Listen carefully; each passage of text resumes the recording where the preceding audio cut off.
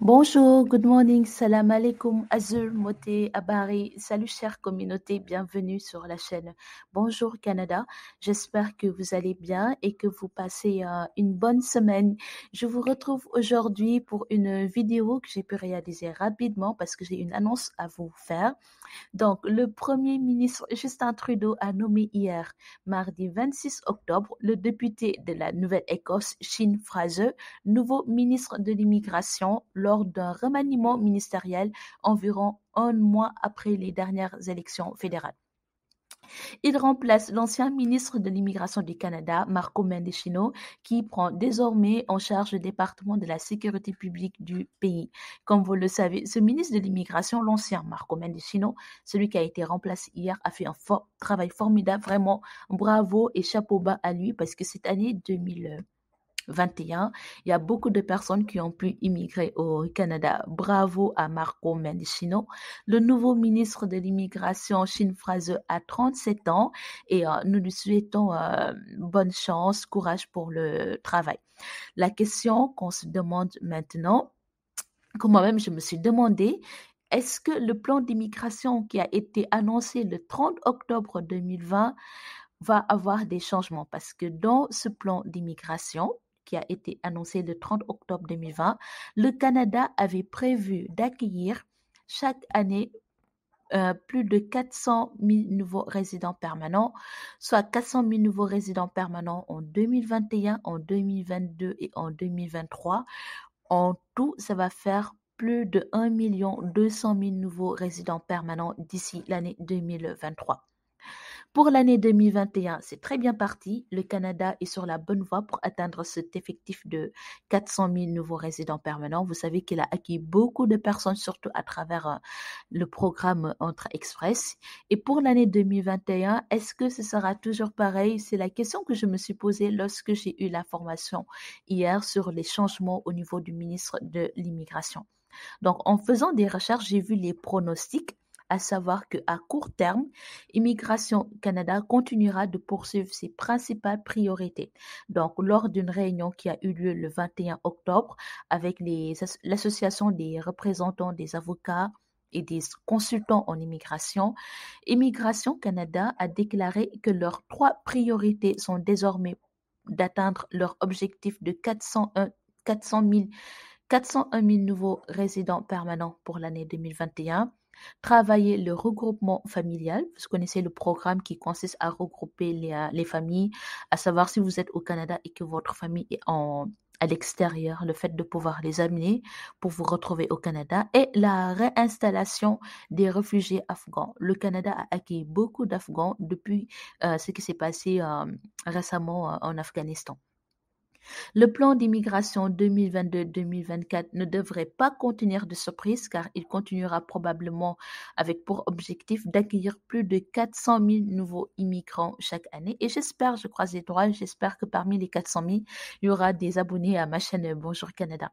Donc, le Canada est optimiste en matière d'immigration, espérant attirer 1,2 million de nouveaux résidents permanents au cours des 3 années allant de 2021 à 2023 et offrant de nouvelles voies d'immigration et davantage de services en ligne pour y parvenir.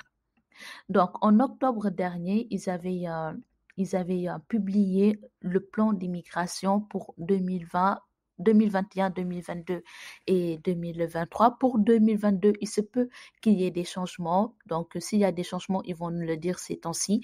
Restez à l'écoute, comme ça je pourrai vous partager ces annonces.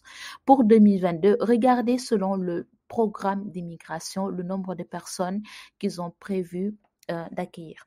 Donc, pour tout ce qui est travailleurs hautement qualifiés à travers la catégorie d'immigration économique, ils ont prévu au minimum 96 000 et au maximum 112 000, en tout 113 000. Et pour les gens d'affaires, ils ont prévu 1000.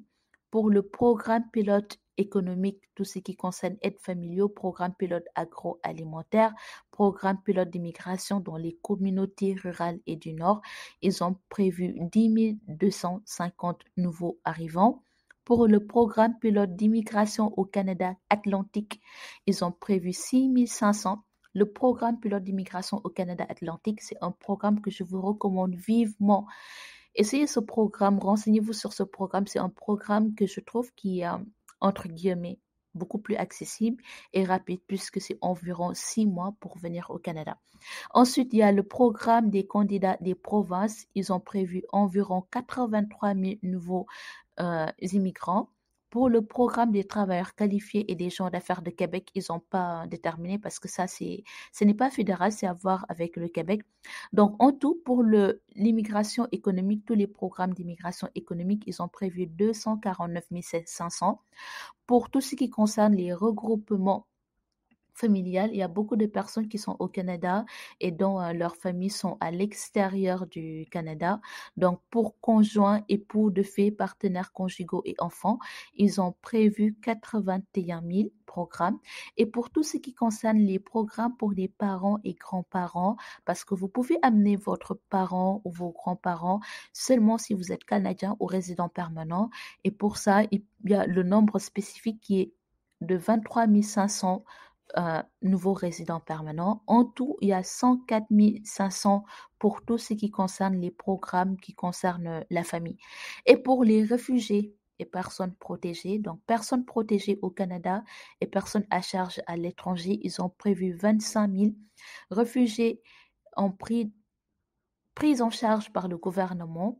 Ils ont prévu 12 500 personnes. Ensuite, réfugiés parrainés par le secteur privé, ils ont prévu 22 500.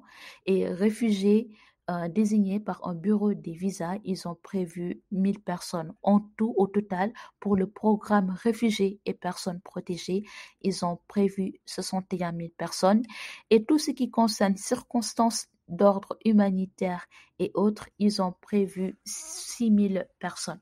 En gros, voici ce qui a été prévu pour l'année 2022, mais il se peut qu'il y ait des changements pour l'année 2022. Ils vont nous l'annoncer très prochainement, je pense d'ici la fin de l'année. Donc voilà l'information que je voulais partager avec vous. Immigration Canada a changé le ministre de l'Immigration et d'après les informations qui ont été annoncées, pour l'année 2022, ils vont prévoir plus de 400 000 nouveaux résidents permanents. Donc, il n'y a pas de quoi avoir peur.